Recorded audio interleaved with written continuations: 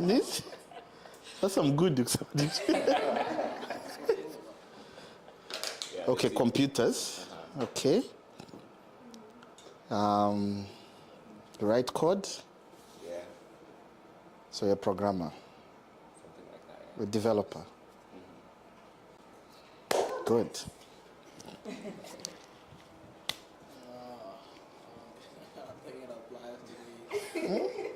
Your name first, you know. John. Let's say maybe what I want to do. I think that's more appropriate. So, Or what you want to do. That's good, actually. yeah.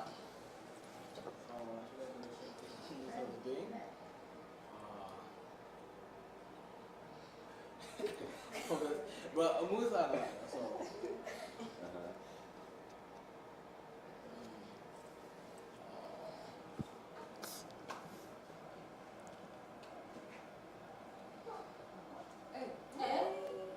What are you up to? Yeah, I'm not sure yet, but that's my best question. I'm lost. Yeah. Did you guys get it? Anyone got it? No?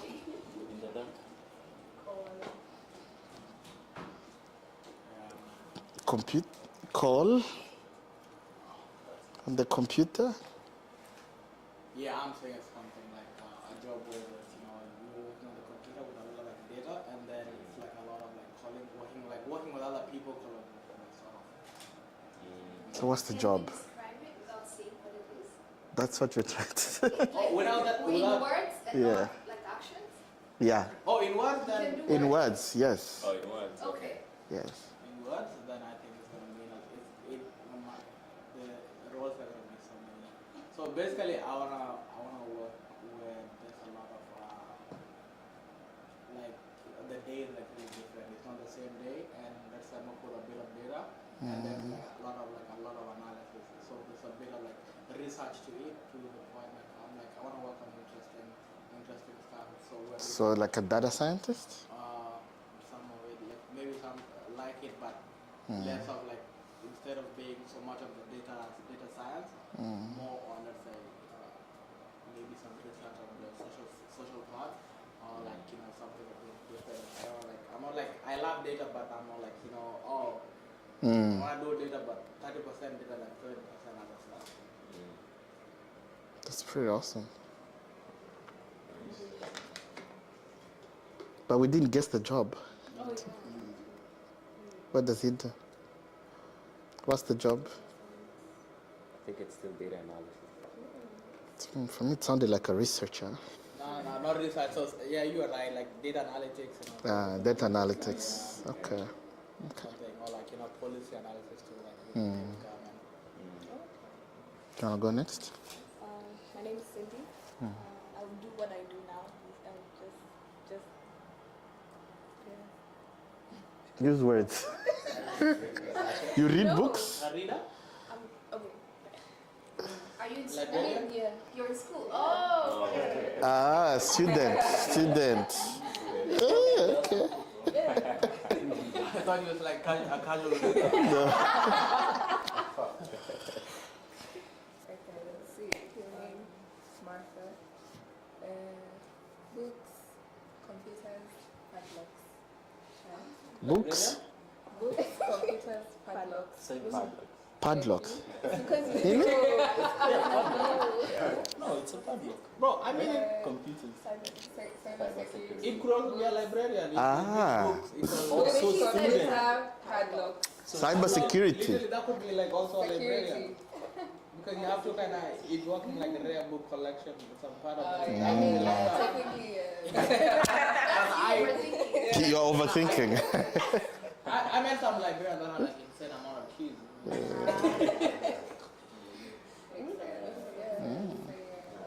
That's very nice. So you'll answer all the questions when people have questions. Yes. I wear different hats. Start with your name first, so people. My name is Gigi. Sorry. I wear different hats. So a hat salesperson. So One, I work with a lot of languages. Two, I use shapes, colors, fonts. Three, I work with a lot of people online. So, So one, I think you are a translator, I'm not a translator. not a. One is a developer. Graphic design. Not the last one. Videographer, editor. It's under that. Manager. That is under that. Digital. Yes. Project manager. Nice. Oh, you're supposed to talk, right?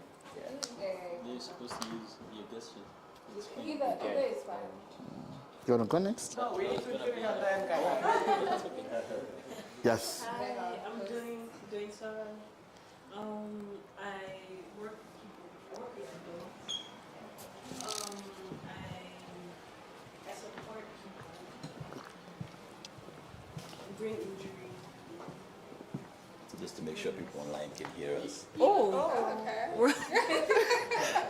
we're live. Oh, we're live. Okay, so I work Is with my mic on? adults. I support people. I rehabilitation. Mental health expert. No, not yet. Not caregiving. Social help. No, Nurse? no, no, Social worker? no, ER doctor. no. Amen. One day. What's the age of the old people? Not really old. More of like I'll just say adults in general. So Yeah, yeah. Baby boomers? Well, not recreation, but like close. Close to immigration. No, not immigration. Oh, I thought you said recreation. Sorry. swimming instructor. No.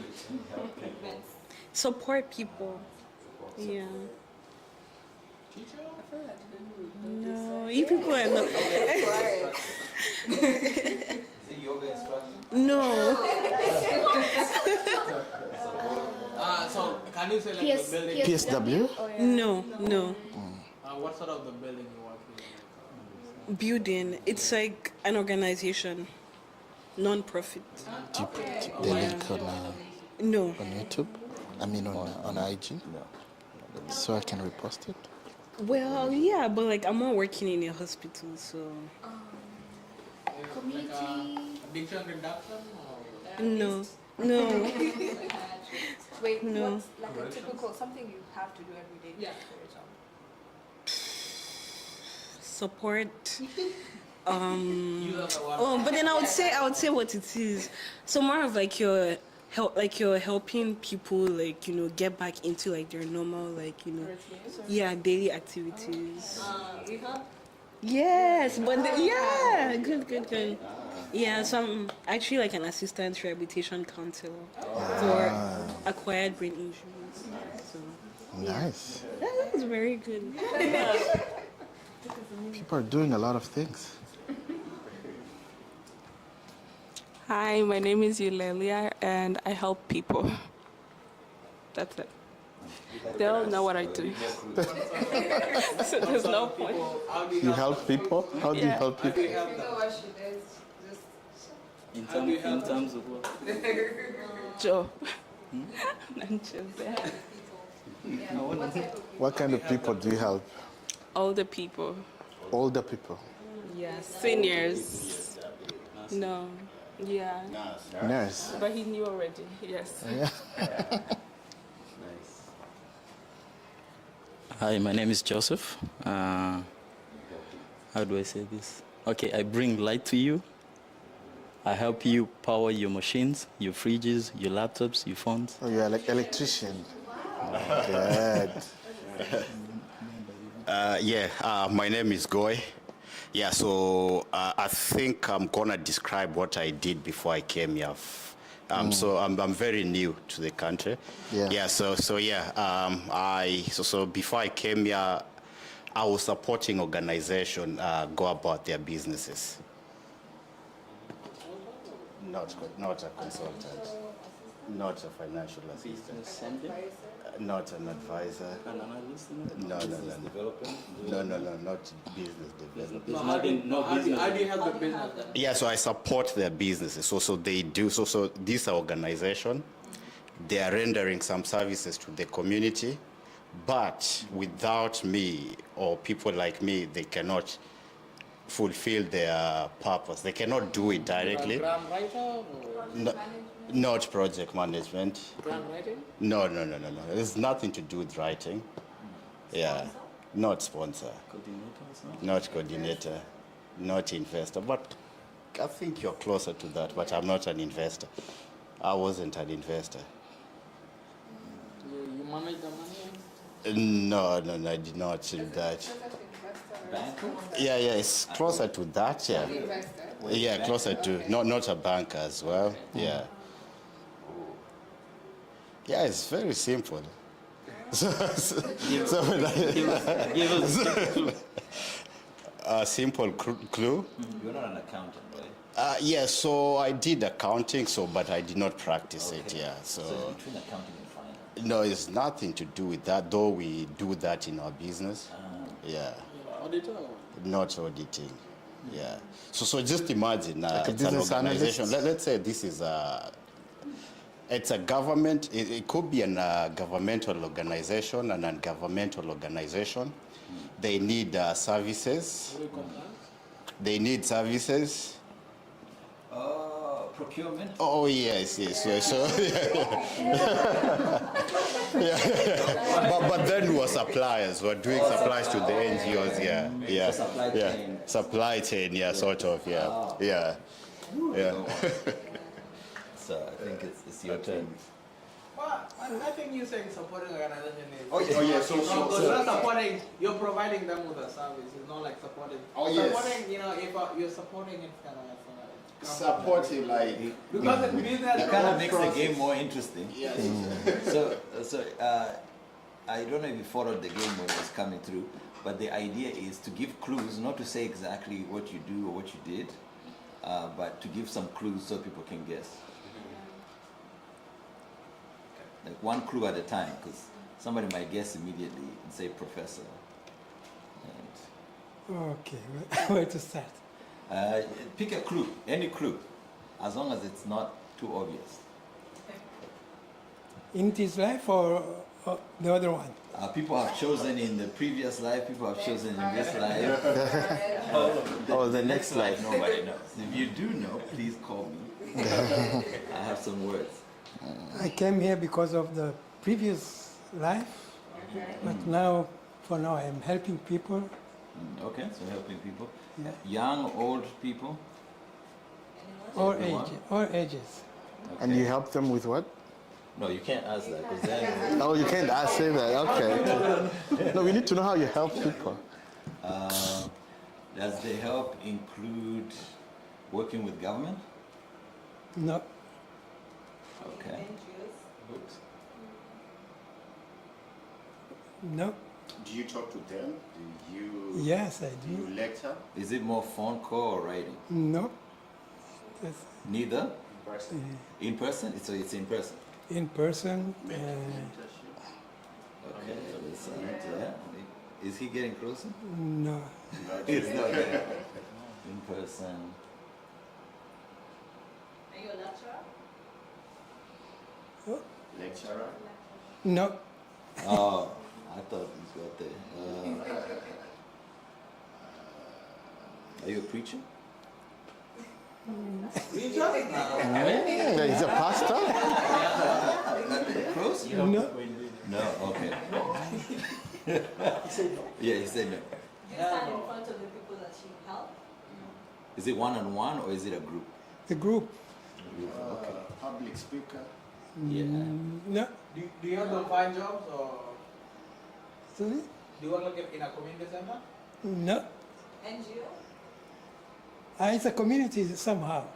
Are you a chief? No. Okay. Chief of police? No, like a chief, like a community chief.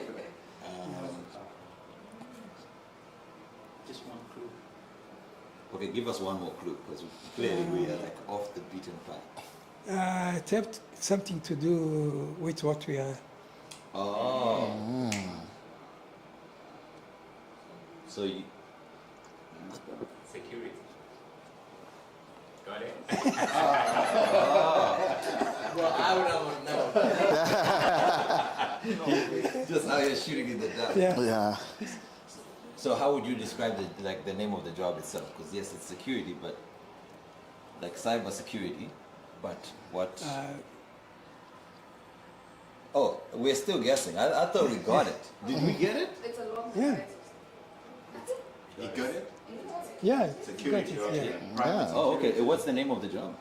Yeah, security guard. Security. Oh, okay. It's security. When you see you're helping people. Yeah. Yeah. Helping people is very wide. It's very I think wide. everybody starts with I'm helping people. Yeah. Yeah. Fire break out, You gather help them, people. you talk to them, you Yeah. tell them what to do. Oh, this is Thank good. you. I'm JP, and I help people. Help them what? Help them. Well, you can't ask me help them do what, because then if I answer that, then you know exactly what it is. Is it something you've done today? No, today I have not done it at all. Do you do it every day? Most days, Do normal people claim to know what you're doing? yes. How many hours a day do you do it? Oh, you don't want to know. Again, That's a lot. I'm gonna. Yeah. Is what you do always in the news cycle? I guess there's some circularity, but it's not. Most people would not call it like circular or seasonal. No, I mean, is it always the news cycle when you turn on the TV that there's always guarantee? Yes, yes, 1000%. If there's such a thing, yeah. Even it has something to do with money because Yes. money is you turn the TV on, either like Yeah. Financial advisor. Yeah, pretty much. Yeah. I think a few people cheated because a few people have seen me work. So. Is it me? Yeah, I didn't want to say anything because I know. My office is at the university. And Are you a lecturer? I think without me, instructors, lecturers can't do their work efficiently. Students can't get their marks. Students can't get the help they need. like a program assistant or like an Close enough. Yes. program coordinator? Program coordinator, yes.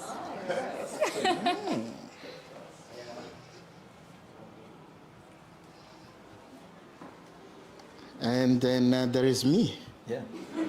What do you do? Can we guess? Can you guess what I do?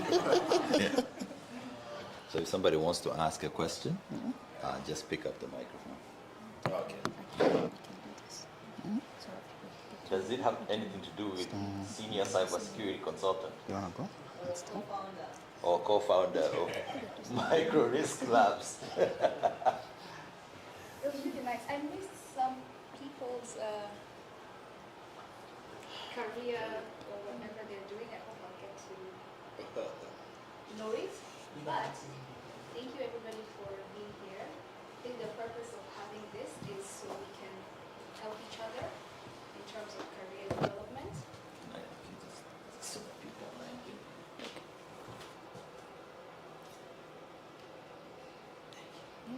Good. Okay. Yes, so the purpose of having this is so we can help each other, especially because most of us have been in the same, our journeys are similar to one another, and most of us are also immigrants to this country, and we do have things in common, like how tough it is to get a footing when you travel to a new country and when you're in a space that's not home and a space that's not built for you. And so having this space is really good so we can put each other on and also assist each other because our stories are similar and we're going to know it today. And so thank you for being here, and I hope that we're going to help each other in the smallest and biggest of ways. And today we have a speaker. I'm going to talk a bit about him so we can know him, but as he says, his name is Remy Biringiro. He's a senior cybersecurity consultant and a product owner at CIBC. He's also a co-founder of Micro Risk Labs, a cybersecurity consultant firm that supports NGOs, startups, and small businesses. With a degree in applied economics from Wilfrid Laurier University, Remy has grown a deep passion for cybersecurity and helps organizations become more secure in the ever-evolving digital world. Remy was born in Rwanda and raised in a refugee camp for 12 years. Remy's journey to Canada shaped his commitment to service, resilience, and community. He's an active leader in the Rwanda Community Abroad, RCA, and the Canadian Association of Rwandan Youth, CARI, where he mentors youth, supports newcomers, and builds successful lives and careers, especially in tech. In his free time, he enjoys hanging out with his daughter, partying with friends, and consume unhealthy amounts of politics. That's what he says. Above all, Remy is a proud husband, father, and is driven by purpose both at home and in the community. That is a bit about him, and I know somehow we get to... Where was he hiding? And you know, for me, it's really beautiful to be in rooms where I relate to people, and also I see them do great things. I see what he does, and I'm like, wow, I could do the same. I could be where he is, because our journeys are similar to one another. And if anything, getting to know that you're in a space or you can excel or you can get somewhere, even if the journey is tough right now, is really important. And that hope sometimes keeps us going. So Remy, welcome. Come share with us what you have today, and we know that we're going to learn from you and learn from each other as well.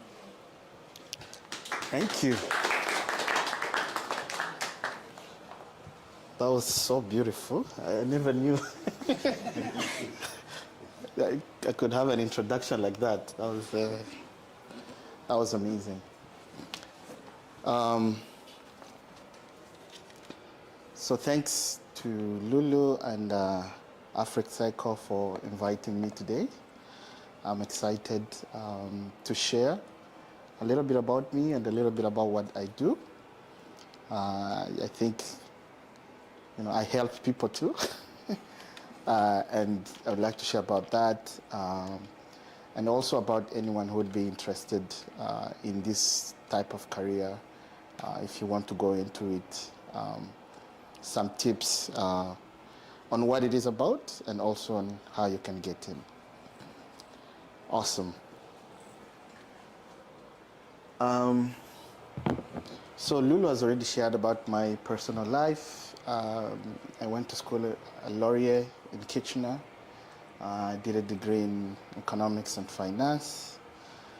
And then I started working at Manulife, and I was working as a financial analyst because that's what I did. After some time, I changed to a new role where I was doing credit risk management. Essentially, Manulife wants to invest in different companies, and they would come to me to do like a risk analysis and then grade the company, give them a grade based on their financial standing. And then that grade would be what Manulife uses to invest, So if you have, let's say, AAA, Manulife could invest, let's say, $1 billion. But if you have a C, they can maybe only do 20 million, something like that. And as part of my job there, we had different applications that we worked with that gave us different access. So we needed to load our data, we needed to send our reports, we needed to update dashboards. And there was this other team, they used to come to us all the time to ask, like, who has access to your dashboard? We want to see, did the people who were terminated, do they still have access? And my manager delegated that to me to be like, okay, work with this team, figure out what they want. And then we also used to hire like new people who joined our team, and my boss taught me to work with the technology team still to get these people access. And as we communicated, we would go through a lot of stuff. What kind of job do they do? And what kind of access do they have? Do they want, or will they need for their job, right? For example, if you're a, because I worked in the trading area, so if you're a trader, you need access to Bloomberg to trade. And that also means, based on your level as a trader, there is a certain amount you can trade, right? If you're a new trader, you could trade, let's say, up to 100,000 per day. If you are a portfolio manager, you could trade, let's say, $1 million per day. Those are different accesses based on your responsibilities, on, also on the trust that the company has for you. So as I worked with this team, I got interested into like all these things that they do, because we only concentrated on the money, but you could see that there is a linkage between what people do and what the technology team is doing in giving people different access so they can do their job. And one day I was actually talking to the director of that team, a black guy from Jamaica. And I'm like, I'm interested in what you do. I'm not a programmer, I'm not a developer. And he was like, would you be interested to join my team? I'm like, yes. But I'm not a developer. Is that a problem? He's like, no, I will teach you what you need to do. And that's how I changed my career. Joined that team as an analyst, as a technology analyst, and then grew to become an access management analyst, and then became a senior consultant in that team, where now I was in charge of doing what they call supply chain risk management. So essentially, we were doing, we have a lot of vendors. Vendors sell us a lot of software. So at Manulife, I was in charge of making sure that the vendors, their security protocols can meet the security protocols of Manulife. Manulife, as a big insurance company, we have a lot of people's data. And if we're giving you access to our data, we need to know that your security protocols are strong and they're good. So that's what I did, and now I moved to CIBC, and I'm a product owner there, still in the area of access management. That's my my specialization.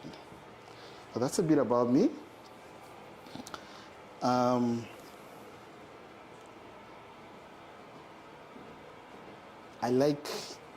I like cultural wear so much. I think it looks better. I think at some point we should all change and dress like the way we dress at home. Another quick part is me and my friend. I have a friend who's in the US. He works for Snapchat, actually, and he's a senior cybersecurity engineer there. And just in one of our conversations, we were talking to a friend who he started a startup, and as part of going through his compliance, he realized that he has to go through a lot of compliance that he did not know about. And then me and my friend were like, okay, we'll help you and you'll pay us. So we helped him. And then we decided, let's just call this a company. So that's how I started my company. I got a gig on the side and we started our company like that. And then we've worked with a couple NGOs as well, moving them, mostly digitizing their products, like people who did not have websites, and even people who had websites, but there were like no security at all. So we've been trying to do that, especially for African NGOs. So we've been trying to do that more and also work more with startups. Okay, so let's talk a little bit about what is cybersecurity. So what do you understand by cybersecurity? By the way, I want this to be a conversation. I don't want it to be like a presenter. So what do you understand about cybersecurity? Protect against intruders. Yes. So cybersecurity essentially, it's protecting people, protecting data, and protecting systems. So protecting you, protecting the information about you, and then protecting the devices that you have. You know, like protecting my phone or my computer. And then protecting as well as the systems behind it, you know, different databases at the back. So essentially, that's the main, what I would call like a larger definition of cybersecurity. So it protects against people who are trying to hack you, phishing, essentially phishing. These are people, they send you, I've been actually receiving a lot of this recently. People send you a link like, oh, you have received $250 from the government. Please click here to transfer it to your bank account. That is phishing. Phishing. Essentially, when you do that, then you give them your login, and then you look at your account, the next day it's empty. There is also a lot of scams. Actually, I have a friend who was scammed. No, I think all of you have heard about LSCC, this investment scam, this multimedia. Yes, you know, that was a very big scam, and a lot of people are crying. So there is different types of scams. There's different types of attacks on you as a person, on your devices, on your data. People want your data, and also even the people are after your bank account a lot. So why does security matter? One, there is a lot of financial consequences, like huge financial consequences. People, I know someone who is in debt for like 50,000 because someone sent him a link and was like, you can invest. And he went ahead and created an account, put in money. And it would show, like, these people are very good. They created the whole site that would show that that money is growing. And like the scammers now are very good. Like, you have to be careful. So he invested, I think he started like with $100, and they're like in 2 weeks or something, they'll give him 200. And he withdrew it. Worked. And they're like, if you do 200, we'll give you 400. He withdrew it. And then they're like, if you put actually 500, we'll give you 2,000. When he tried to withdraw, they were like, no, you should invest a withdrawing amount of 500. He put it another 500. They're like, no, you should put another 500 for this. And then he found out at the end, he owed 50,000. And that site disappeared. So the scammers are getting like pretty good. They're getting really good even at convincing you. Even this LSCC multimedia thing, I think people who got in first were able to get some money, and then they made sure they made sure a lot of people invested more, and then nobody can withdraw anymore. So there is a huge financial impact. So it's not only on the people, even on companies. If you get hacked as a company, not only do you lose trust of your customers, but government will fine you like a lot. Billions and billions of dollars now in fines. There was a study that came out that about, sorry, I forgot the amount of billions, but there was like a very big number of the GDP now is just losses due to hacking and losses due to fines and penalties that companies get to pay.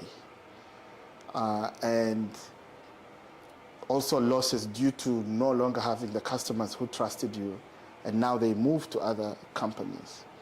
So the impact is huge.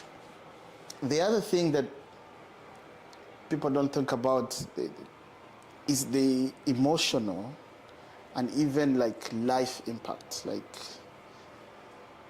a good example for youth who will understand. When someone hacks your phone, and they leak your nudes, it impacts your life a lot. I know people who have committed suicide because their private life got online. I know people who have committed suicide because all their savings is gone. Someone hacked their bank account and took all their money, and they have nothing else. So that can also be like a huge impact, and why security matters. Protecting your data, your privacy. Even companies have lost a lot of money because, for example, pharmaceutical companies, they have intellectual data or intellectual formulas for their medicine that they need to keep out of the market. And when that is leaked, it can destroy that company almost immediately. So security is important, and security matters, and it has a huge impact. Here are some examples of some major hacks. MoveIt in 2023 was hacked, and like 93 million information of people got out. And so people had their SIN numbers, their licenses out in the public, and the impact was so huge that I think the company closed almost immediately. Davita 2005, a big ransomware leak of 1.5 TB of patient information. So this is a big healthcare company that got hacked, and it had huge amount of data for patients. There was T-Mobile. This one for Facebook is huge because Facebook had these small companies that Facebook gave access of the people on Facebook. It gave access to those small companies, and they were sued by the EU, and they ended up paying $1.2 billion in fines because they did not ask the user if the user agrees to transfer their information to those companies. So me, if I sign up on Facebook, I'm giving my information to Facebook only. If Facebook decides to sell my information without asking me, it's a crime. It's against the privacy records. And so they paid $1.2 billion. So you can see that there is a huge interest in protecting your information. There's a huge interest in protecting the systems that have that information. And there is a huge interest in protecting you. And because of that, there is now also like a huge talent gap. Companies need people in this area of cybersecurity or information security. The latest data was showing that there is about 3.5 to 5 million jobs open. And like companies are finding it hard to hire people who have the skills to protect their information and their companies. So job openings versus available talent, you can see if they're saying that there is 5 million jobs, this is US, Canada. And the talent just in Canada alone was about 25,000 people. So there is a huge interest and there is a huge talent gap. And a lot of companies, especially now, also with all the companies moving online, during COVID, a lot of companies moved online, but also AI. AI has changed the game a lot. You can vibe code now. Essentially, anybody here can be a programmer by just using ChatGPT. But whatever you produce, they're finding out more and more now that there is new applications coming out with absolutely no security, and they're getting hacked like immediately, which is a huge impact actually on the internet. If you're on the internet right now, what other securities do you have? There is one that just happened recently. There's an app called T. Yes. T is the app where women go there, post a picture of a guy, and then other girls rate that guy. If they dated him, blah, blah, blah, they rate you, or they put red flag or yellow flag or green flag. So, but for them for you to be accepted, you must be a woman. So they're doing a lot of proof. You have to do a lot of proof so they can agree that you're a woman. You provide your license, you send a selfie, a lot of things, because obviously they're afraid that men are going to try and get access. But this guy vibe coded. By vibe coding, I mean, he went on AI and was like, create this for me. He went on ChatGPT, create this for me. I think they're saying he used either Lovable or Cursor. And went online and girls jumped on it, They started rating men and everything. Fast forward, they got hacked. And all the information, just imagine the licenses of people, everything is out. Including everything they were trying to hide. The guys they were trying to rate, everything is out. So now they're going to get sued. First of all, they're getting sued by the guys. And now they're getting sued also by the women who are on the app. Like, you did not protect our privacy, So, and this is something happening like right now, Anyway, so the jobs are there. And there is a high demand. So some of the things you do every day, which maybe you might not think it's security, but you do it every day. For example, when you want to go on your banking app, either they send you a text on your number, you put your password, but they still send you a text. It's called two-factor authentication, or you use your face, which also includes a multi-factor authentication. You have seen simple things, even like in buildings, now you have your key tabs for you to go up in the elevator, you have to tap. Those are different securities that we see every day. So and every day we interact with security. So some of the career paths.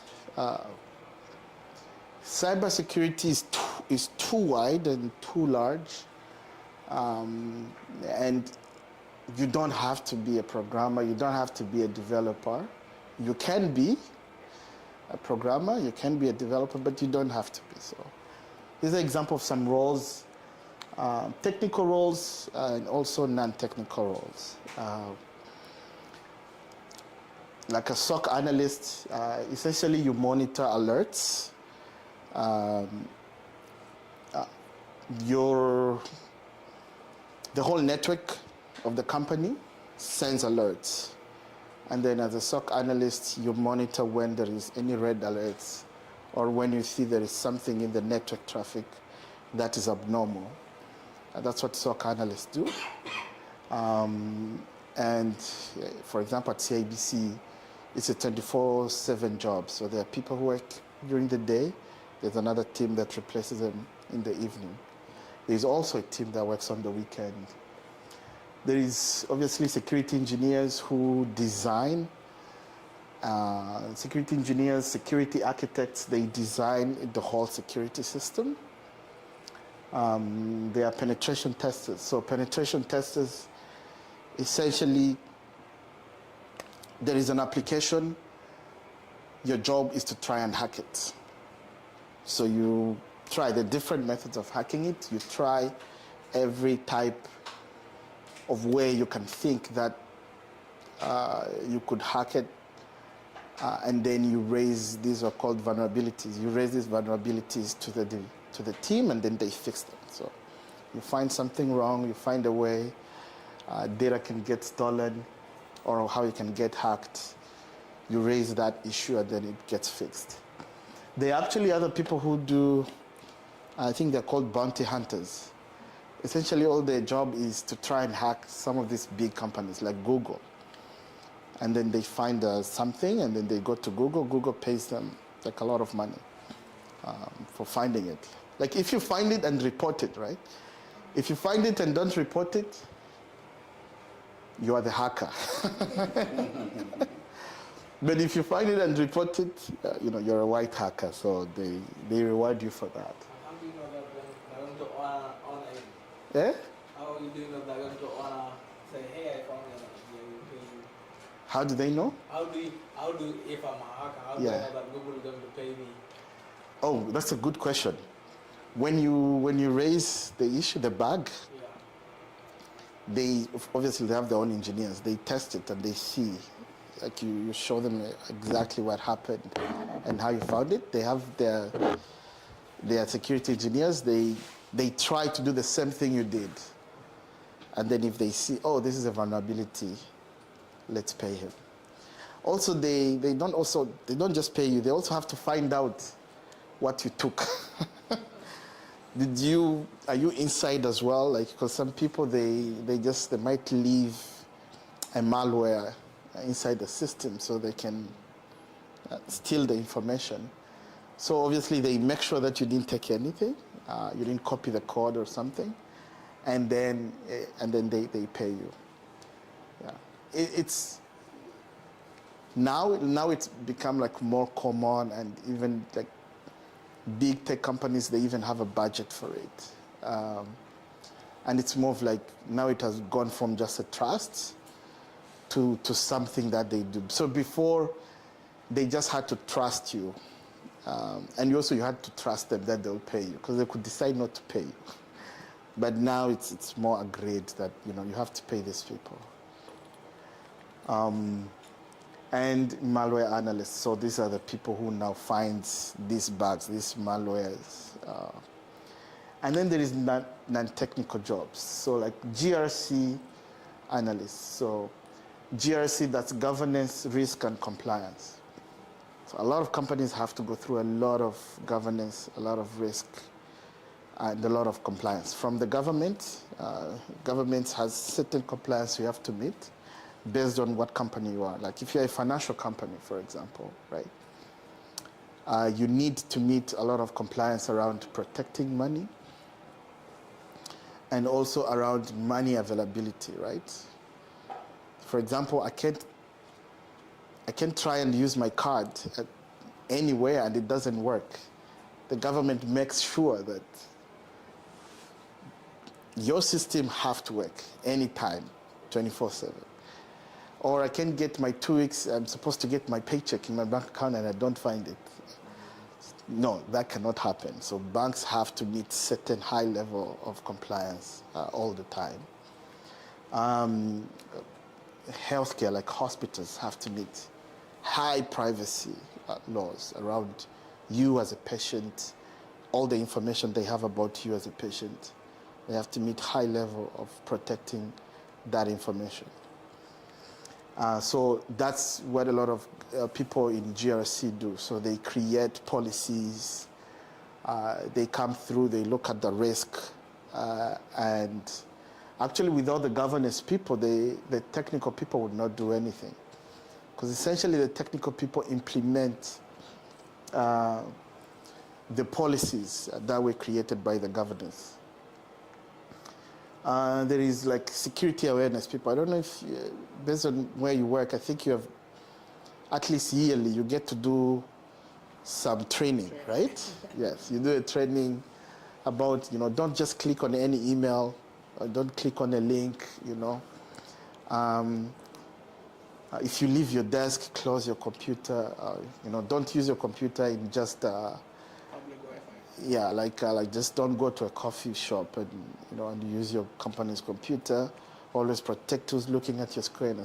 I think there's like yearly trainings people do, right? So there is literally a lot of jobs for people who just teach. If you are passionate about teaching, you can teach security. There is data protection officers. So actually in the data protection and in the data privacy, it's become a whole industry to the point that now privacy, it's still under cybersecurity, but it's become so big that it's its own now. Because now they have to look at what kind of data, for example, so the different data types. There's public data, there is internal data for the company, and then there is critical data, so there is different levels of how you assign a certain type of data. And based on that type, let's say this is critical data. For example, my name, Remy, that's public. It's public information. My address, where I live, it's an internal information, right? It's my information that I can choose to give to you, right? But my SIN number, for example, is a critical information to me that I don't want to share with anyone, right? So there are different levels, and based on that level, we increase the protection that we need to put it, and we also increase who should have access to it and who should not. We have something that we call like least privilege, where you should only get access just enough for your job and nothing else.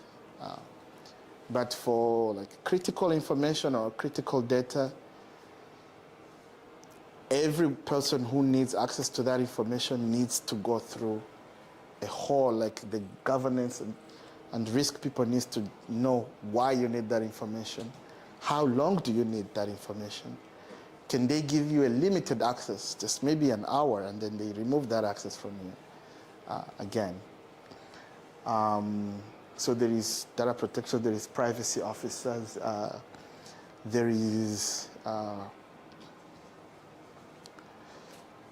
identity and access management roles, there is project management roles, there is a lot of roles that are not really that technical in cybersecurity, that you don't need to know how to program. You just have to have the knowledge to understand how the systems work, and then you apply security on it.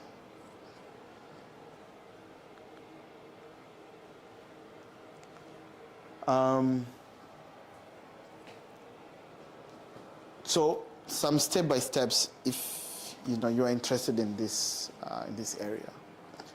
So you can choose the technical or the non-technical way, path.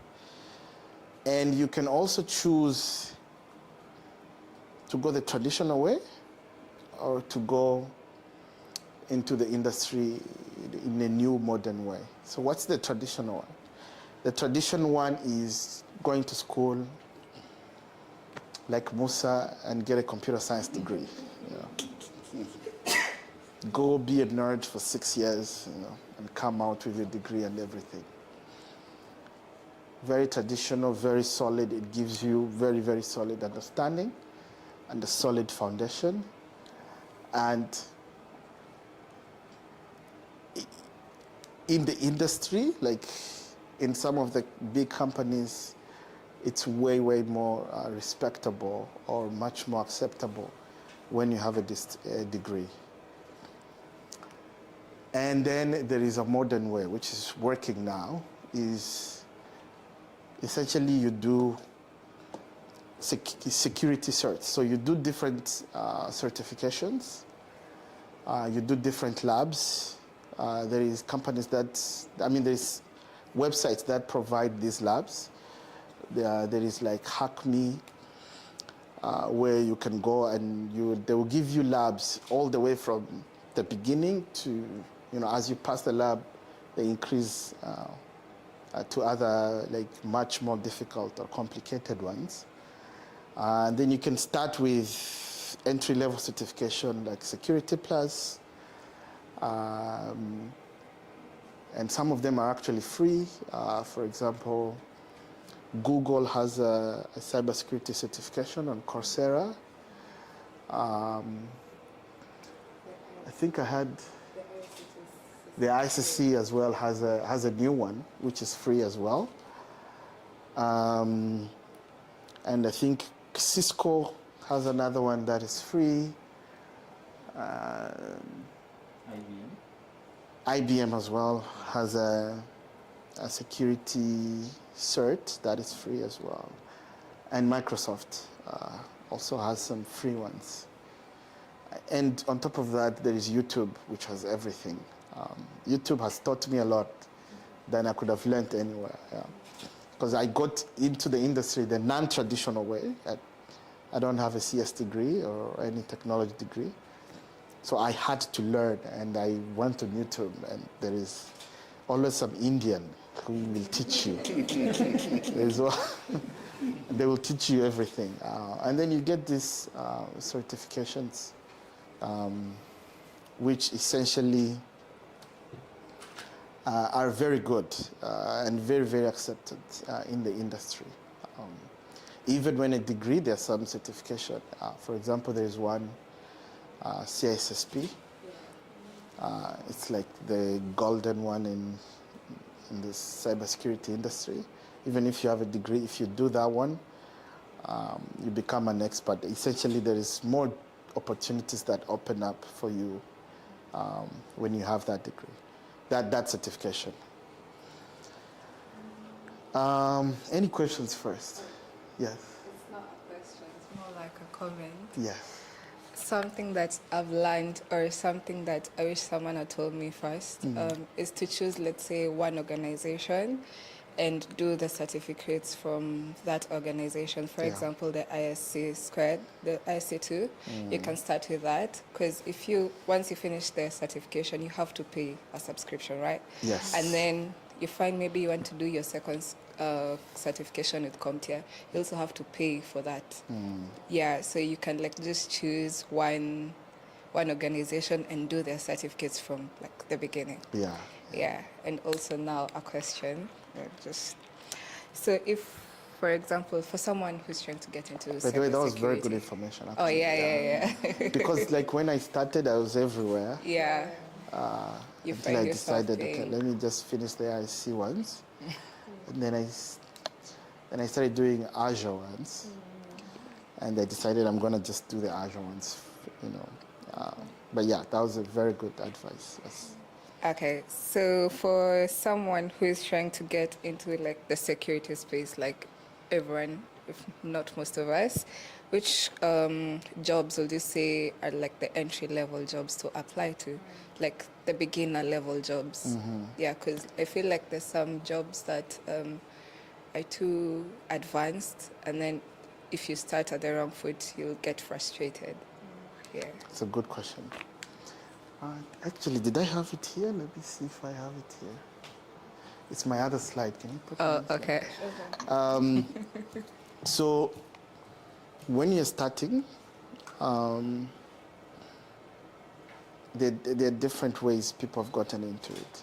One is help desk. If you can get a help desk job, and like people, I've heard some people who look down at help desk. Actually, I think help desk is amazing because it gives you a certain foundation of computer and network, which you need. Like, for example, networking is a huge part of security. And it gives you an understanding of problems that people have. Like, I've forgotten my password.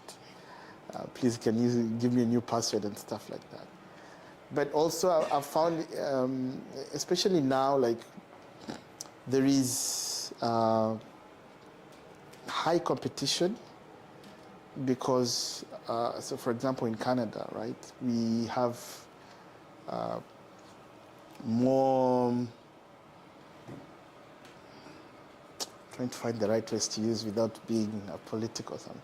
Anyway, Canada has brought in a lot of Indians. And that has kind of like really impacted, that has impacted the market, the job market a lot. So you would not be surprised you're applying, for example, for a help desk job, and you find out you're competing with 500 Indian people with a master's degree, you know? We also outsource them to India. Yes, and there is also a problem of outsourcing these jobs. So that's what. Analysts. So analyst jobs, most of analyst jobs are entry-level jobs. You know, you should be able to get an analyst job. This is like SOC analysts, admin analysts, like a system admin analyst. We talked about GRC. You can get a GRC job. You talked about IAM. You can get an IAM job. So IAM is Identity and Access Management. There are a lot of jobs in those areas, and all of those are entry-level jobs. There are some consultant jobs, but I think those usually needs like at least like 2 years of experience. But I have seen some that have hired new people, even new to the industry as consultants, especially if you're able to show the certs, the certification that you have. Like if you did the non-traditional like me, you're able to show the certs, you're able to show a portfolio. So what's a portfolio? A portfolio is, especially like in the website called HackMe, you can do these labs and you can take those labs and post it, for example, on LinkedIn and show what you've been doing. And some people, when they see that you're working on something, they get interested in you. Yeah, so I think a lot of analyst jobs, you know, desktop, help desk, admin jobs, even database admin jobs, I think all of those are entry-level jobs. Okay, thank you. Second question. Yes. So when we were talking about the GRC analyst, we know that we have, let's say, like a lot of compliances going around. For the ISO currently in the market, which one is better to learn? Is it the 2022 one or the 2013 one? The ISO? Yes. Okay, which one are you doing? I started with the 2013, but then I got into masters, and now they're like 2022. So like in the market, now we're talking about like in the market, what's mostly preferred. So there is ISO 2700. Yeah. Is it 2700? Yeah. 27000. Yes, those ones. And for that one, both the 2023 or 2022 is good. 2023 was the base. Okay. And I think a lot of companies are now moving to the 2022 one, but 2023 is still acceptable. Okay, thank you. Yeah. But there is more like ISO, like personally I've worked on 2700. Okay, thank you. I'm done. I like the questions, keep them coming. Okay.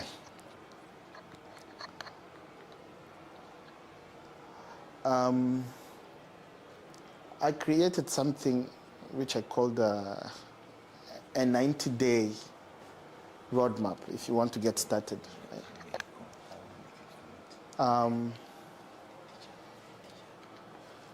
You could take 30, yes. I want to make a comment, especially on the studying. Sometimes when you want to see which organizations to apply to, if an organization is in the news for being hacked, one of the things that the regulators might do, I know they did it for TD, is to tell them to beef up their security staff. So they hire en masse. I know TD had to hire 1,400 people in cybersecurity. So if you see it in the news that somebody got hacked, apply to that company immediately. That's a very good tip. That's a very good tip. You could get started today, Take 45 minutes every day and study. Maybe learn about operation system, learn about networking. You could start to do a couple labs. Maybe give yourself an aim of doing, let's say, I like the Google certificate, Introduction to CyberSecurity. It's a really good one. It gives you a certain good basic of understanding. Give yourself an aim for that. It takes time, but it's not a hard one to do. Or you could decide to do the full professional certificate, like Security Plus. I call it professional because it's like a basic in the industry. And that one you could study it actually for, even if you're new to the industry, I think you can study it for like 2 months, and do it. Build some home labs. There's like simple instructions on how you can build a lab. And you can learn that pretty much on HackMe, and it's free. HackMe has levels that are free until you start paying. And then you can start building a portfolio,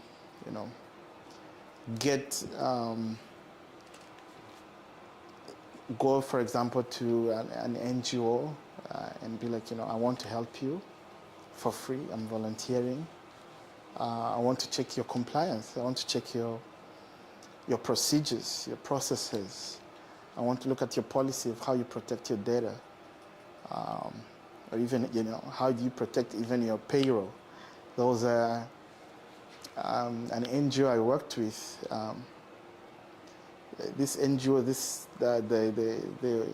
the CEO essentially he had an Excel page of like, these are the people working for me. This is how much I pay them. This is their bank account. This is what I'm like, whoa. This is their seed numbers. Everything in one page. And I was like, can I take a look at that? And he was like, yeah, let me share it to you. I'm like, okay, thank you. Never do this again, But, let's start putting some protection on that. Like, for example, you could have the names, you don't need to have the SIN numbers there, so you could tokenize, essentially mask all that data with very simple code. And you can volunteer with someone, do something, and then be able to show that as a portfolio, as you apply for jobs.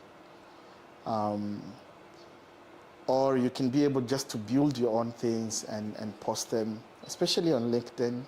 A lot of people get interested when they see someone is learning and someone is doing something.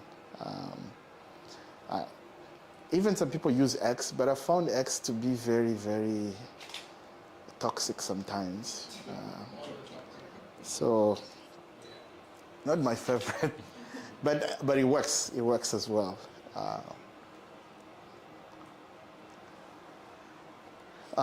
Back to your question, I think some of the jobs, some entry-level jobs that we talked about earlier. You can be a junior security analyst. You can, if you're in school, you can get an internship. You can be an IT support analyst or technician. So we talked about the portfolio, using the labs to demonstrate your skills. Another important thing is people think that you don't have skills that are transferable. All skill you have, it's very transferable in cybersecurity. Communication is such a huge, important skill to transfer in the industry. Actually, I've seen some jobs where they don't give it to a very technical person because they cannot communicate. The funny thing you'll find in cybersecurity is the managers and the directors really don't understand your language, your technical language. They want you to communicate in a language they understand.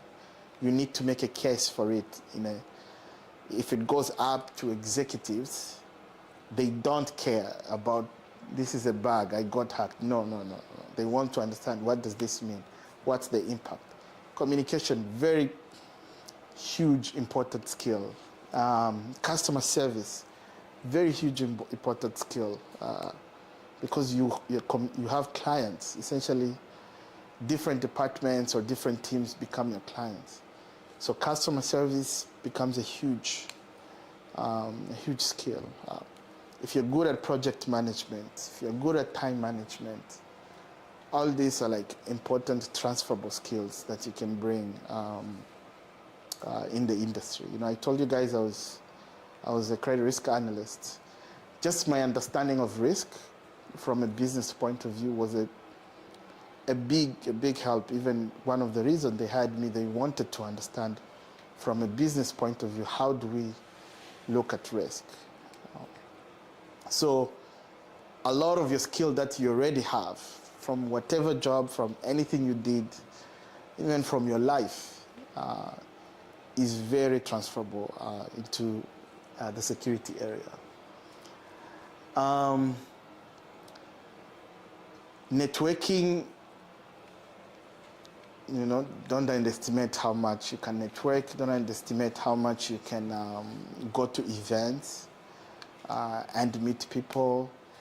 I haven't done it, but I plan to do it, where you message people and ask them for like 5-minute coffee on LinkedIn, and people respond and they talk to you about their job, about what they do.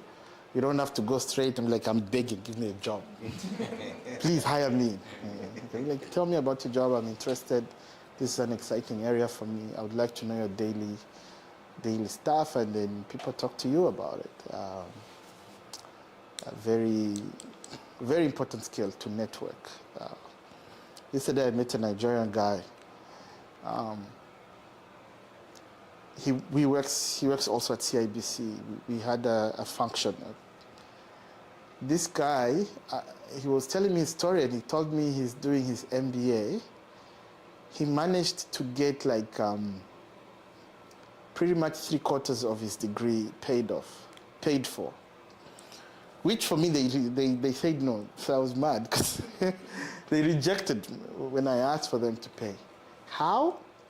He plays soccer with the chief security officer. That's it. They're friends because they bump. This guy like tackles him. So one day he's like, I'm doing an MBA. He's like, oh, we have funding. We'll fund you. And they funded him. And he was telling me next year he's going to get promoted. He already knows. Why? Networking. He put himself out there and he plays soccer. So I'm like, I'm joining your team. And he was like, Remy, you have a big belly. I have to go to the gym because I did. Like, networking is such an important skill, getting to know and rub shoulders with people who make decisions. Don't be afraid to put yourself out there, honestly. The worst they could give you is a no. Why give yourself a no? Let them give you a no, but go for it. Ask for a meeting, ask to talk, ask for an opportunity. Yes, JP. On the question of networking, how do you know who hires like entry-level people? Like, how do you know who to target? Let's say if you really want, like, what are the titles that just above entry level that you're like, this person might be looking for to bring in new people? Yes, you don't want to go like, please hire me, but in case you are looking, like, I'm available, I'm interested, like, what kind of titles do you like on LinkedIn would somebody kind of target? That's a good question. Director, senior manager, director, senior directors, assistant vice president, vice president. Those people are hiring. I've seen some people who have like messaged me, but I'm like, I don't hire. Give me a little bit of time soon. But like, I can recommend, I can refer you, and like even in my team, I actually do the interviews for people who join my team. But it's my boss who hires. I recommend. These are the top 3, and then she decides. So JP, to your question, it's not more about who's hiring, but I think anyone in that company they can refer you, and the reference from inside actually matters. Even if they're not hiring, they can do that. But yes, if you're looking for titles, starting from a senior manager, a director, all those ones hire. I have a question. I recall when I finished school, I was applying for lots of jobs, and some of them were with banks as well. And I probably applied over 50 times, or 50 applications to different banks. And most of them don't even respond. And I'm just wondering, since you've worked with lots of companies and now with CIBC, are there specific things that they look for even for the entry-level jobs, or what is it? Like, is there something that we need to know as people who are not in there that can help us get that footing? Yeah. Like, what is it? Is there any trick That's a good, to this? very interesting question. So there are different things now. One is customizing your resume to the job description. That's a very big part of actually passing from that level of like, they have received a pile of resumes, how does your resume go up? Customizing your resume to the job description. Usually there's some main words in the job description. You can just add them to your resume. Currently they have a system that goes through and it's looking for those main words, and then it raises those to the HR. Now the HR person now checks your qualification, and then will give you at least the first interview on the phone. But I think the basic is making sure that your resume at least meets some of those description, the job description on the job. there are other people who talk about like templates, like the template of your resume, how it should look. And some people recommend different templates like point system, and then you put like a summary of yourself on top. Others say don't put the summary, just put your skills and then the point system of the job description. I just think at some point it's just like, but at least if you know that you have done your part of customizing a resume to meet some of the main things in the job description, because the job description is very clear. If you put those things there, it should at least the system should be able to put you up. Yeah.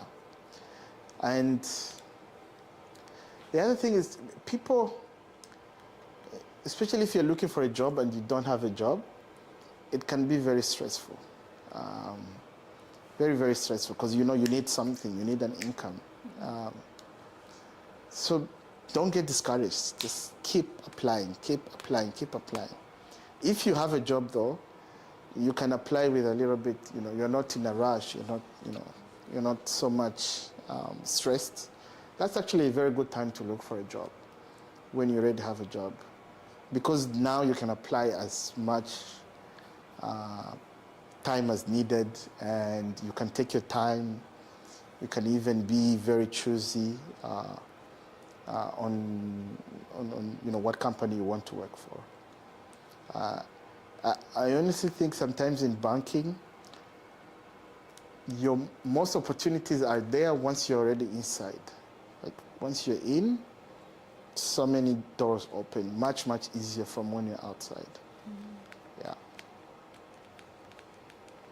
I don't know. JP, I think you did some hiring before, right? Yes. What are the tips you can give for, especially in banking? How do someone... So I did some hiring on the banking side, and one of the things that I would say is always show your personality. Like sometimes we are too biased towards, let me get the mic because there might be somebody online that'll find this helpful. So when I was doing hiring, I was a people-facing roles. So show a little bit of personality in addition to your qualifications or lack thereof. There's one person that I hired that was underqualified, but they made it very clear that they will not stop coming or looking for the opportunity until I hire them or I call the police. So sometimes a little bit of insisting and saying, you know, if I'm not the person, tell me where I'm lacking. And if I am the person, tell me why there's somebody better, and then when is the next opportunity. And if you say you're going to follow up, really follow up. Sometimes you can annoy somebody into hiring you. And for me, as soon as I got into the bank, super like low, I was a like part-time teller, and then you express interest in working weekends, you express interest in solving somebody else's problem, they give you a little bit more responsibility and opportunity comes with it. Yeah, all I can say is sometimes you have to be annoying, and that's fine. It's not just about qualification, a little bit of your determination as well. I also had to flatter some managers, like especially when I got a little bit higher. You flatter them into the fact that you love what they're working on, and hopefully you love it. But what does love have to do with it? Yeah. You tell them that you're interested, and then when they give you an opportunity, a project, you really do a good job. You take it as an interview, but in any case, just get in and show your personality. Most of you are charismatic, but in an interview, you might be a little bit more stiff. Yeah. Does that help? Good points, yes. Yeah, I had a question to you. We're in an era where technology is going very fast. So I wanted to ask, like, your experiences, what are some of the challenges that you faced? And also, as someone who is also in the field, if you were to start all over again, what are you gonna change? If I was to start over again? Yeah. Okay. What was your first question? Technology? the challenges that you've faced so far? Because technology is moving so fast. So what are some of the challenges in the field that you faced? Awesome. So first, like when I joined, I was completely like a newbie in anything technology. Apart from just cybersecurity, I didn't know anything. So I think my learning was steep. I had to learn really fast. I had to try and adapt also very fast. So I guess that was a challenge, but also an opportunity. And I think that learning still continues for me, like a lot.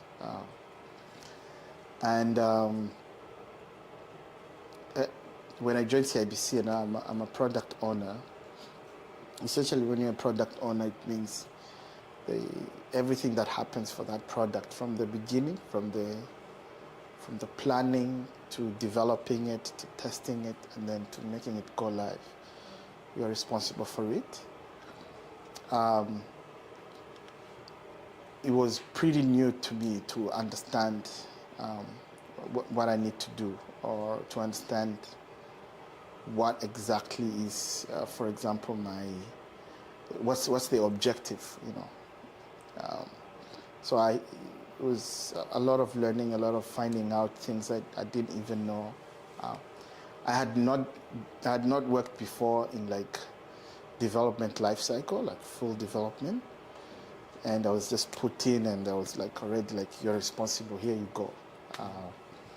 So that was very interesting for me, to how to adapt, and also how to deliver. Like my mind was always, I have to deliver, you know. And then you have like 500 bugs, and then the developers are just like, we can't move, we have to fix all these bugs, or the environment is down. And then you have to ask to extend the timeline. If you're supposed to develop a new feature that has to be live in 3 months, now it has to be live in 6 months, and stuff like that. So I had to adapt a lot and learn a lot. Another challenge, which is I think it's a challenge for all of us, is AI is changing the market like a lot. Some industries, obviously, it will be a little bit slow, like industries that like government, essentially they have to go through a lot of compliance from the government. The change will be a little bit slow, but for many, AI is changing things. And I think you need to be more, like for example, development. Like Cursor can do pretty much the basic of all development, but you need to be now someone who can reason, can do something AI cannot do. For example, if you tell Cursor like write me a code for an Uber, it can write you that code, but they need you to come in, check that code, see if there are any bugs, do a review, and see where the weaknesses and the vulnerabilities are. Because AI is not doing that, AI is just producing what you asked, right? So that's coming, and that's going to change the way we work. It's going to change productivity, right? So if I'm able to do one thing the whole day, now I'm expected to do 3 things, because AI essentially will do the basics for me. So that's how kind of I would say some of the challenges and also opportunities that I have faced. Another one I would say, this is just a known issue, that being a black guy is not easy in this country. So I feel like I've had to fight hard for me to be accepted, for my opportunities to come to me. So you have to fight, I think, extra hard than a normal other people. and you have to speak up a lot for yourself. Actually, I think this is also like a very big culture shift. In our culture, we're usually quiet, we work hard, and we expect someone will see our work and reward us. Here is totally different.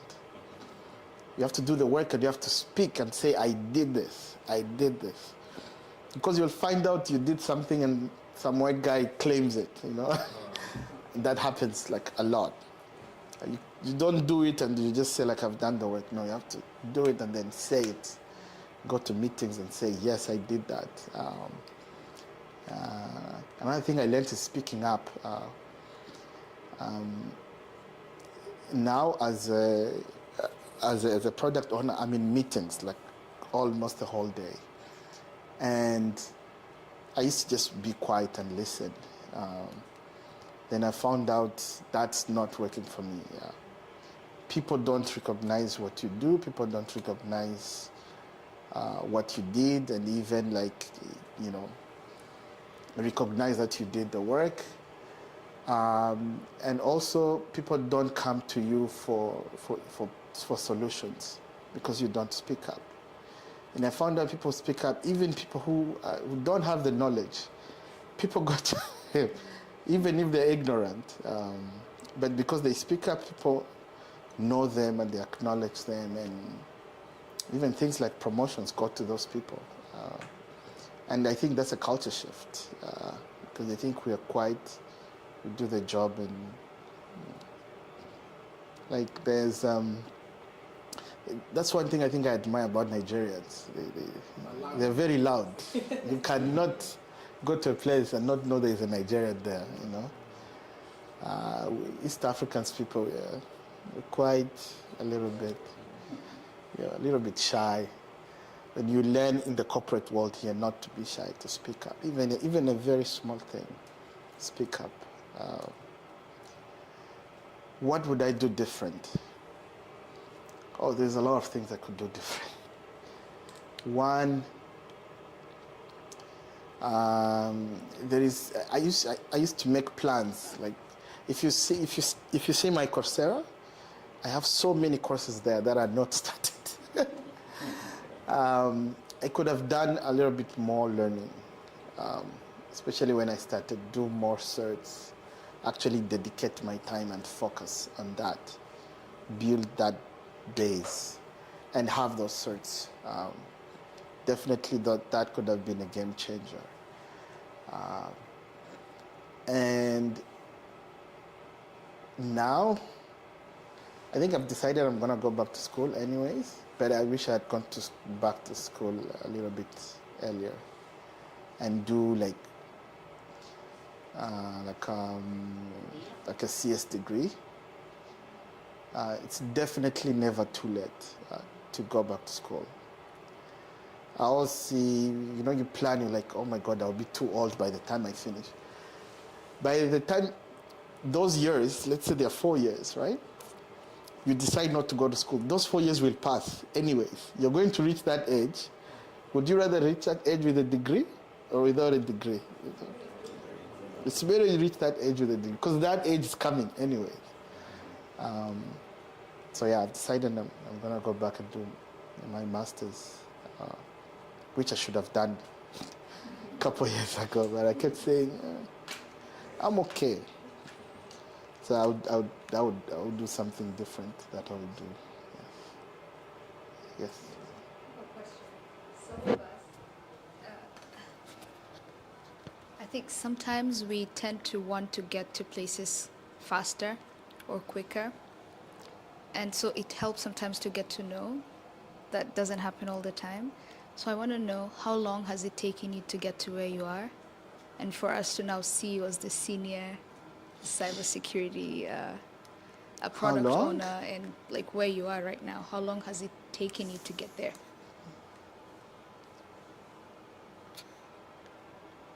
I count like a kid on my fingers.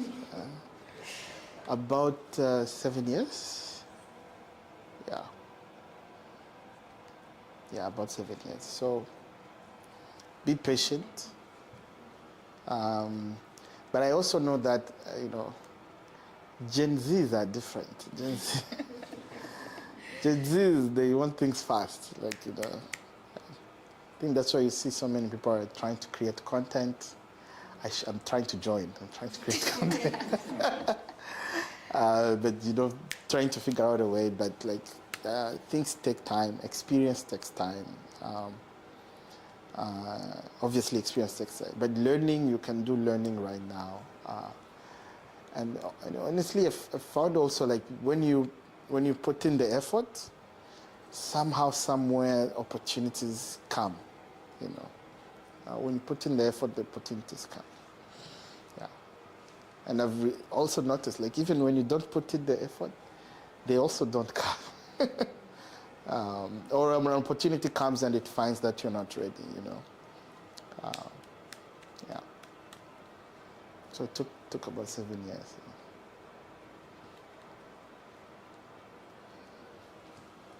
More questions? Yes. Yeah, you've talked about like the power of networking, and obviously I know most of us have tried networking, but you also kind of talk about, like, you know, the most, like, a lot of new immigrants coming in, and, you know, the changing of AI, also like outsourcing or like elimination of jobs. So another thing is, obviously you network, but you also have to help yourself by applying a lot, you know, to many different roles. And you talk about, you know, you need to highlight the words on the job description. But right now, I think the other thing that has come in is the age of optimization. I'm optimizing my resume. I'm using LaTeX to write it, using Word, different software to make sure they really optimize. And all the applicants are doing that. And on the back end, the HR too, they're really optimizing. They're putting like more filterings and more really like a lot of, you know, complex systems. So at the end of the day, it's just kind of, we are back again to square one. You know, like five years ago, people who were optimizing and putting all the stuff, they were the one kind of overcoming the hurdles being put by HR. But now everyone is doing it. So I think we're back like to square one again, to the point like you overcoming, you're putting hurdles, we overstepping, and everyone's overstepping, and now they're like 500 job applicants. So you might be qualified, and then you apply, but, you know, HR, even though like you qualified, you number 500, are like, we'll take that unqualified guy who came in as a second or like first. So how do we navigate that, especially now in this new age, and you have so many things you're doing, and also you have to like try to be the first applicant, at least to get a chance for an interview? That's a good one. One is obviously, yes, HR is also changing, you know, as much as you're optimizing, they are also changing to make sure, essentially to make sure they catch people who are lying, or people who providing false qualification or experiences, right? But think about it. You're saying everyone is doing it. If you decide not to do it, you're behind. So you have to optimize. Even if everyone else is optimizing, you have to be one of those people who are, you know, who are like optimized to meet the challenge. Otherwise, now you are like so behind that you're not even close. So for example, now with AI, actually AI has made things a little bit easier. Like for example, you see a job, take that job, put it in ChatGPT, take your resume, put it in ChatGPT, ask ChatGPT, can you optimize my resume to meet this job qualification? Very easy. ChatGPT will give you a new resume. Well, ChatGPT hallucinates a lot, so you have to actually check and see if it did not lie about you. You know, check your resume, but do it. Every position, every job, quick, put it in ChatGPT, ask it, does my qualification meet this job? Or change my qualification to meet this job? And be there, be on top of those who are using technology to your advantage. As much as you're competing with others, but be one of those who are using it to your advantage. So that's what I would say. I like that you're already using different softwares to optimize. But you have to. Now there's no choice. Actually, you might not even think... I use ChatGPT a lot to for... Yeah, you might even think that it's everyone doing it. It's not everyone. It's not... I know people who don't know what ChatGPT is, I know people who are still in their ways. They have done things like this and they'll do things like that. So many. Like, we are literally at the beginning. Like, there is nothing... Like, we are still at the beginning of this revolution, this technology change which is coming with AI. We are literally at the beginning. Anything you do right now, you're giving yourself a way better advantage than so many people. So there's actually not many people optimizing like you're doing. Yeah, so keep using it. Yeah. I wanted to add on that as well. Because more and more people will be optimizing, feel free to figure out who the hiring manager or the HR person is and reach out to them, actually reach out to them. Information is very easy to find. If you cannot find it on LinkedIn, you can find it on, I think, insomnia.io. Find their email, send them the interest that you sent them on the resume. The business of standing out and getting in the door is like almost like a crash out business. You've got to get in one way or another. Yeah. And if you see a friend who works there, somebody tangentially that, let's say Musa knows them, you don't know them, ask Musa to introduce you to that friend. Somebody walking you into the door will multiply your chances so much more than throwing in your resume. Even if it's optimized, we still are dealing with the problem of the last names. As black people, the last names, AIs are still sifting through as unfavorable. Nganga is not going to get more calls than Curtis. So they open that to circumvent that. Just do the shameless thing. Reach out to them on LinkedIn. And if you have a friend or a friend of a friend, Remy's here, by the way. Make sure, you go around, and if there's something going on in Remy's shop, you're like, hey, Remy, who would I reach out to about this? Even if I kick your resume to, even in Bank of Montreal where I used to work, I still have people there who would look at your resume. At least you know it's open. And if you know it's open, you have a better chance of a fair shot. I'm not guaranteeing that they will give you a fair shot, but I'm guaranteed that they will open the resume.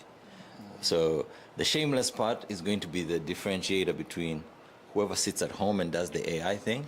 We all have like 2-3 AIs working right now, which is cool.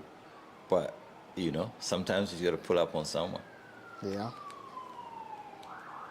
Use your AI, use your friends, use your network. Yeah, I was just gonna add something like cool. I took some, I did like a cybersecurity thing like in one of my classes last year.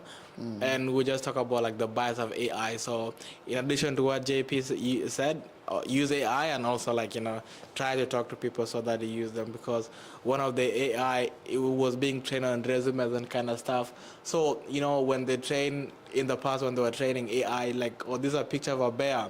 What did it just like, it memorized the snow. So if you give a picture of a cat, they say that's a bear because it saw the snow. So the same thing it did the resumes, and any resume with the name Jason, you're like, yeah, this person is qualified. So the resume could be blank, but with the name Jason on top and say, yeah, interview Jason. So again, like you kind of have to know, use your connections, people talk to people, but also like optimize it, and like you say, double check your work. Yeah, and like I said, like being a black person it means we work extra than like normal. We put in a little bit of effort than the normal people. It's just part of the game until we go back home.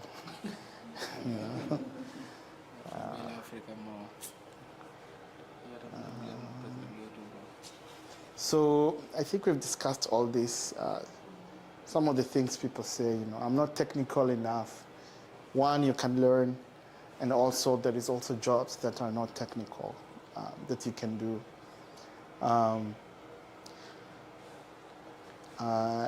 I can't get hired because I don't have experience. You can showcase your lab work. You can showcase your projects that you're working on separately. You can do volunteer work. And you can actually even show the work, the experience of the job that you're doing now. It's just the way you present it to show that you can match or you can be in the industry. I'm too old, or it's too late, or I'm done school or something. That's not a reason anymore. You can do school anytime. You can teach yourself anytime. And the good thing with technology is the fact that you don't have to go to school and formal school or do a degree if you don't want to. But I still think that's a good idea if you can. But you can teach yourself, like literally any skill, especially any tech skill. You can teach yourself now. It's very possible and very easy. And almost, I think there's a lot of free opportunities, not just paid. And there's also like a lot of free opportunities. So it's not too late. You're not old enough. You're not technical enough. This is a skill that can be learned.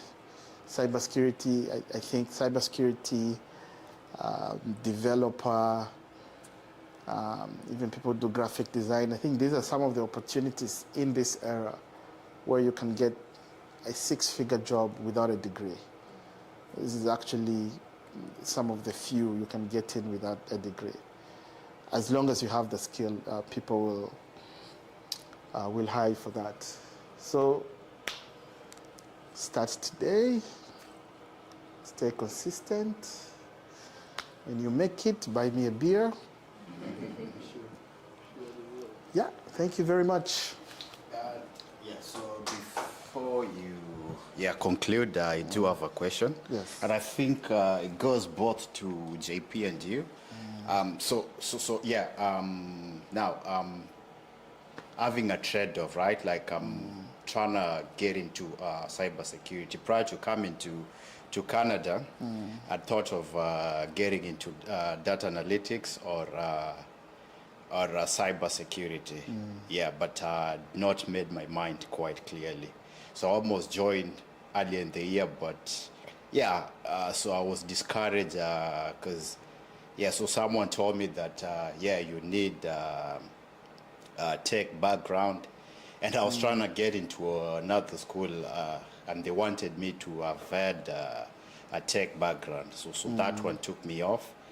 And so I did my research, and from the lecture that you just gave, so it's something that is doable as long as you put in time. Yes. And you're willing to learn. Yes, so on that note, I've kind of made a decision. Yes, I made a decision like a few weeks ago that I'm going to enroll into cybersecurity. So the question was, now I want to get into, to do that in a college. And and you spoke of starting with this certificate. So where I bring in JP is the financial. She said that he's a finance guy. So from the finance point of view, so bear in mind that I want to take a loan OSAP and get this program. So financially, do you see that as does it make sense, like financially, or should I just go for the certificates? That's a good question. Do you know where you want to go to? Do you know which college? Do I want to so I was speaking to guys at Seneca. Yeah, so they told me that I need this what do you call it? A tech background, IT background. Yeah, but there's someone I spoke to again, And he was like, that one can be done. So, yeah. So And yeah, so that one had closed the door to that. So I was thinking of private colleges. Also with government colleges are cheaper, but the private one, the prices are too high. Yeah, so there's one private college. The course was costing like 14,000. Yeah, the entire program, 14 to 16,000. I'm not quite sure about the price.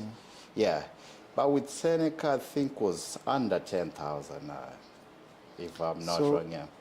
one is first of all, yes. I think any investment you make into yourself is a good investment, especially if you're making to a skill set that is on the market. It's a good investment.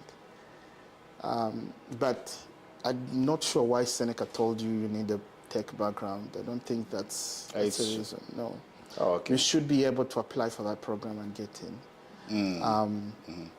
And yes, they are good. I think I didn't talk about this. They are very good college programs on cybersecurity that you can take. Yes, and Seneca, I think, has a good one. UFT has another really good one. Okay.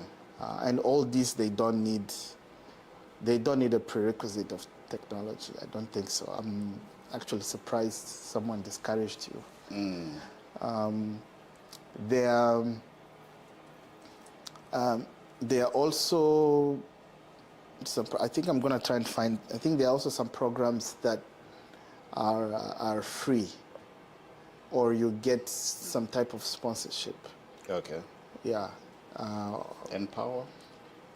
You know about Empower? Yeah. Okay, so Empower is one. Empower is a really good one, and the good thing about Empower, really I encourage people to apply to Empower. Any chance you get, apply to Empower. Because Empower does not just train you, they train you. On top of that, all the certificates we talked about, they pay for them, and then they find you a job. Like the program, you stay in the program until they get you your first job. And they have a network of essentially all the big tech companies. Okay. You can finish from Empower and go directly to Deloitte, to Microsoft. They're very, very good, and it's completely free. I think I've helped a couple of people get in. Oh, to Empower. Yes. Okay. And I've When is encouraged the next people- cohort? That's a good question. Just check the website. I don't know. Okay. October? Yeah. October? Empower does that. There is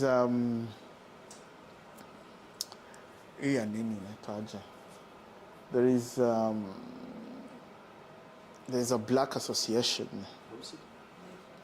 Obsidy? Obsidy, yes. Obsidy has a program. Okay.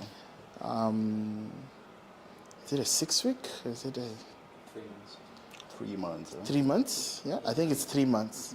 They train you. It's a boot camp?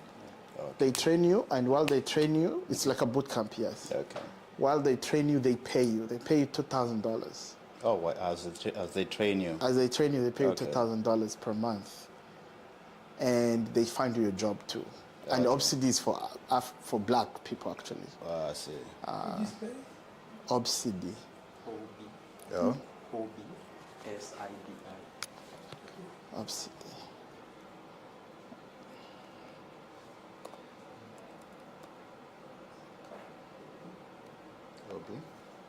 So Obsidy, so they have this Obsidy Academy. Yeah, I think I've seen it. They do, I think theirs is full stack, but I think they also wanted to open something for cybersecurity as well. Okay. And they pay you. I think I'm getting some emails Yes, from and then them, we yeah. talked about Empower. Emails from them.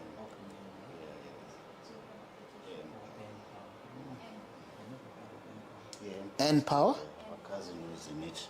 Yeah.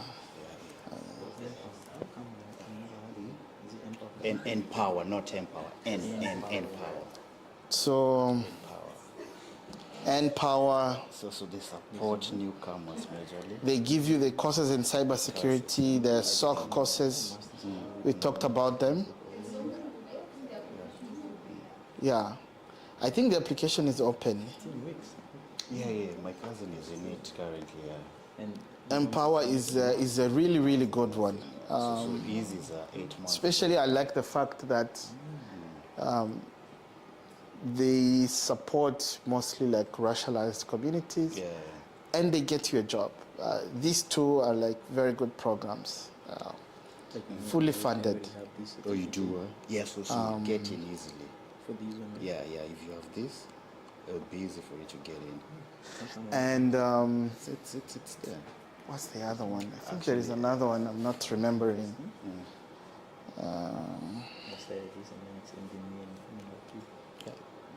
They'll get you in easily because my cousin just came. I didn't even like finish 2 weeks. Is it like a newcomer? He was a newcomer. No, I mean, like, do you have to be like a newcomer? So you have to be racialized, a newcomer. Yeah, when did you come here? I've been here like 8 years. 8 years, so newcomer is considered 10 years. Oh, 10 years, so you're still all the way. You're still there. And then racialized. So for black as well. Interesting. Yeah. So this one actually. And okay, if I remember, I'll bring it up. And also the other thing is Coursera. Even if it's like some of the certifications, like there's, so I think now it's like $40 per month or something. 54. 54. You can. They have an aid part. You can write in the aid part that you want them to give you the course for. The course for free. Oh, okay. And they'll remove the cost for you.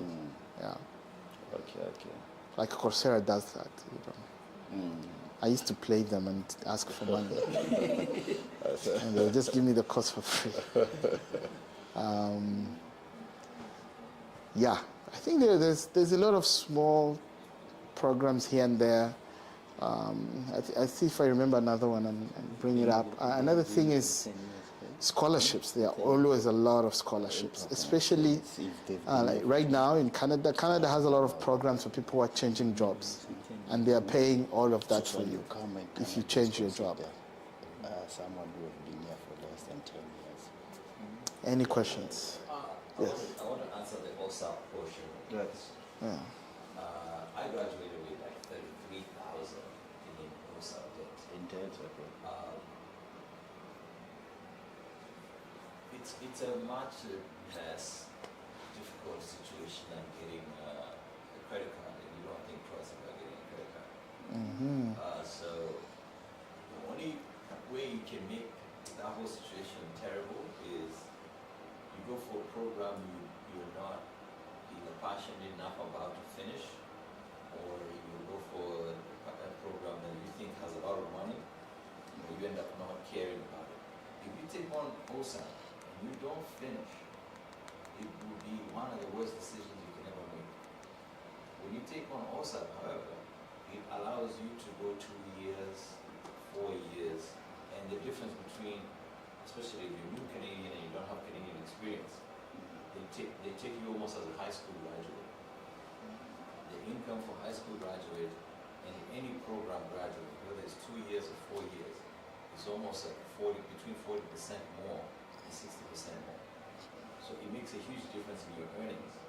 So it should, as long as you find a program you love, whether you get in debt now or get in debt later, should not be a big question. The big question is, are you for real with yourself that you're going to finish?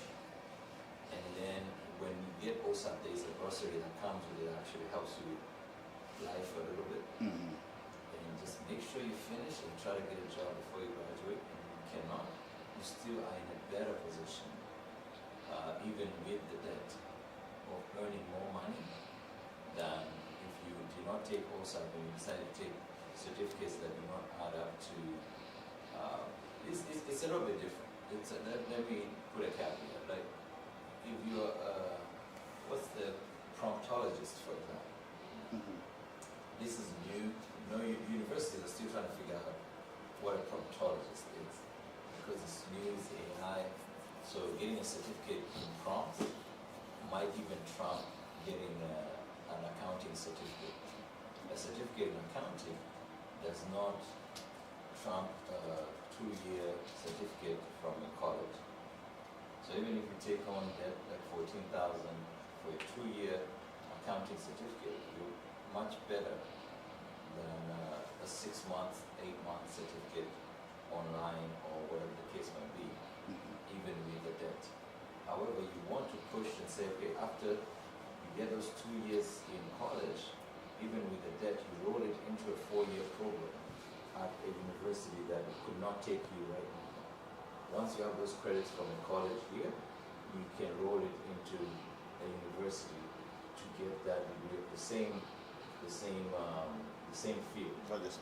That's why I would discourage you from going to this family type of colleges. Okay. I don't know if any one of you guys are familiar, but these things have been a bit toxic because of how much you can charge international students. So because it's unregulated, they created all of this in the financial industry. We call them puppy mills. So the family colleges, they promise to get you fast. They can even tell you you can learn all year long so that you can graduate in a year. But those credits are not going to translate when you go to a University of Toronto. So even if Seneca is slower, and it's giving you debt, I take Seneca's credits before I take, Queen and Parliament College and graduate quicker. It's not just a certificate. I hope that answers the question. Yeah. So the reason Seneca is not because it's low. It's because there was a barrier to entry. So they told me that I need to have a tech background to get in. But then, so I've gotten like different information inquiring about the program with Seneca. So there was this second time. So I called and this girl was like, no, I don't think you really need a technology background. So you can. Yeah. Again, I was gonna add on what JB said. Although if Seneca, let's say there's an end to barrier, there's other public colleges, let's say George Brown or any other one. Also college, if you have a chance to go, you go, because OSAP, like you said, it comes with good money. And again, OSAP is a sort of like debt, which, when they do credit report, they're not punished harshly as a credit card. As a credit card, or okay. like, medical debt too, and education debt, those are good debt, because they knew, it's investment and stuff. Going to school too, it builds you a network. It means you're going to be in class with like-minded people. You go to networking events. There are like career support centers and stuff. So it cushions you to be in school for 2 years, while you build you build a plan, say, when I graduate, what do I do? So at least instead of doing all these private colleges, yeah. Coursera is good, but it is good, let's say, when you're already like in a job and you want to pay it. So at least you could do like at a slower pace than when you are like unemployed. When you're unemployed or like you're trying to break in, sometimes it's really hard for those courses to kind of stand out. Especially if a company, they're like, oh, who should we take, an internal candidate or someone who just have certificates. So I think college is a good return. In the end, it's a good return on investment. I have a question about the Seneca. I think they do have limitations, like you need some form of, because they have changed the course this year, so I mean, it's really hard. If you don't have any tech experience, it's really struggling. They have changed. They have what? They've changed the syllabus. Oh, they've changed the syllabus. So you need to have a tech background too. Not as much. Okay. A bit of just basics. I feel like Okay, so. question. Do you have any work experience in tech? Work experience in tech? No, not really. I know someone who used their work experience. Oh, to get that. Yeah, to get into Durham College, because also Durham College has that stipulation. You need to have A tech background. Yeah, and you need a tech background. Mm-hmm. between some courses like cybersecurity that we have. Oh, oh, York University. Oh, okay, Younger okay. than maybe two, like you can Okay. apply, come in. Yeah, I think there's so many. Honestly, I think there's so many ways you can even present your experience to show that you can work in tech. It also matters like which program like you're applying for, right? If you're Okay. applying for like let's say like a CS, like a computer science program, they might ask you for some basics, like you should have mathematics, science. But if you're applying for like a program, if it's like a short program, I don't think you should. They're hard to get in. But some programs like computer science, I think They you do? need Okay. requirements. For cloud computing in Seneca, they don't need any tech Yeah. experience because I did cloud. Oh, cloud You computing. did cloud computing, They don't need any experience with that. yeah. If you did cloud computing, you should do these Oracle certifications. They're being offered for free, completely right now. And Oracle just did a deal with OpenAI, like a 500 billion investment, and essentially they are going to move all their cloud to Oracle. So the opportunities are going to be huge. So if you understand how to do cloud in Oracle, it's a good advantage, and it's free. So I would say like anything free, do it. Yeah. And yes, Empower, apply for Empower if you can. Apply to CD. So for Empower, what are the chances that you'll get a job? Because I also have a friend who did an Empower, and so far it has not been successful. Because the way you say that they will help you, like you're guaranteed a job, they just send you applications to apply for. That's it stops. I think It depends with the course that you're taking at Empower. yeah, so first of all, like there are different courses, yes? But also it's your own effort. You have to put in the effort. Like the effort you put in is what guarantees. Because essentially they are not going to like just hand you a job. Yeah. No, you have to interview and actually pass the interview. You have to show that what you learned through the program actually you know. So maybe that's when the struggle is. And also talk to, I think you always have a person to talk to. Yes. Talk to them, like, put in the effort, talk to them. Like, I'm not getting a job, what's happening? Like, and there should be, I know like several people who got a job through Empower. And they started completely brand new. Yeah. But I just know that now I think it has also become hard to get in because a lot of people are applying, but apply. Try of CD. I know Oracle is doing free ones. Google always has free sites. And yes, if you have an account, especially if you're a student, you have an account. You have a Coursera account for free. Use it a lot. It's extremely advantageous. I have like this UFT account that gives me like a lot of free courses. And Coursera is actually amazing. The things you can learn, but also it has become more and more acceptable in the industry. The certification you do there, any knowledge you do there, people are accepting it. Even I know like even some universities now are giving you credits for courses you take on Coursera, and others like if you apply for a master's, like there's a program I'm applying for, and they're going to take the Coursera courses I took and give me credit, and also give me admission because I took the Google course, the support IT Google course. Good question.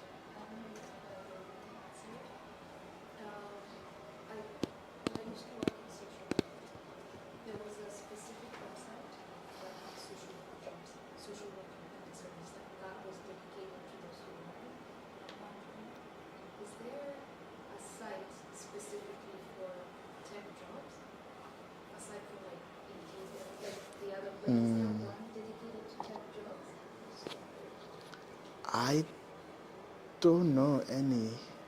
I know I've seen some adverts on LinkedIn of people say like, work from home, new links of where you can find jobs, for example, work from home jobs. But I don't know a specific one for tech. Do you guys know any? No, I don't. Social work has a specific, so if you want social work, oh, that's really good. I know there is new ones for like work from home sites, but not really one specifically for tech. I used to subscribe to Black people in cybersecurity, and then they would send you the mail letter. They'll send it to you, and it would have some jobs that they collect from other websites. They put it in their mail, and then you can apply from there. But I don't know if there is a specific one for tech.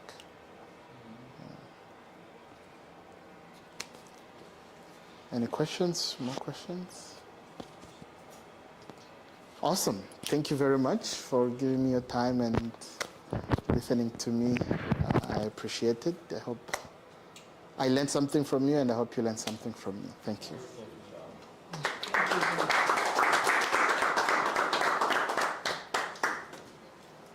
Thank you, everyone. It was a nice session and very interactive as well. And I hope we get to learn from each other. And if anyone is applying to CIBC, demand a referral. Yeah. If you see a job, you tell him to go downstairs or upstairs and talk to that manager for you. So, in fact, we would go to his office together and knock. Thank you so much. We hope to keep on learning from each other, and we hope to create this space for each other as well. Yeah. And as part of what we do in the circle is a thank you gift for being here and for, taking us through the cybersecurity as a career job. And this is for you. It's something small from us to you. Thank you. Thank you so much. And there's sandwiches there as well and some drinks. Please feel free to eat.